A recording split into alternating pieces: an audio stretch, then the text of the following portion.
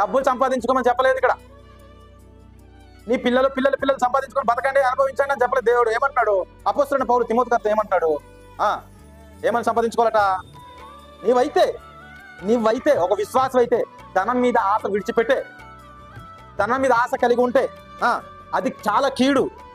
కొందరు దానిని ఆశించినారు, విశ్వాసం నుండి తొలగిపోయినారు, నానా బాధలతో తాము పొడుచుకున్నారు. నీవైతే విశ్వాసం అయితే, దేవుని వెంబడించే వ్యక్తి అయితే ఏం చేయాలట? వీటన్నిటిని విసర్జించి నీతిని, భక్తిని, విశ్వాసమును, ప్రేమను, ఓర్పును, సాత్వికమును సంపాదించుకున్నటకు ప్రయాసపడు, కష్టపడు. ఒక మాటలో చెప్పాలంటే ఏం చేయాలి? కష్టపడు. ఇవన్నీ క్వాలిటీస్ ఎవరి దగ్గర ఉన్నాయి చెప్పాలి? యేసు క్రీస్తు ప్రభు వారి దగ్గర ఉన్నాయి. ఎవరి దగ్గర ఉన్నాయి? యేసు క్రీస్తు ప్రభు వారి దగ్గర. సాత్వికుడా యేసు క్రీస్తు ప్రభు వారు? చెప్పండి అమ్మా, సాత్వికుడా కాదా? సాత్వికమైన మనసు కలిగిన వ్యక్తి.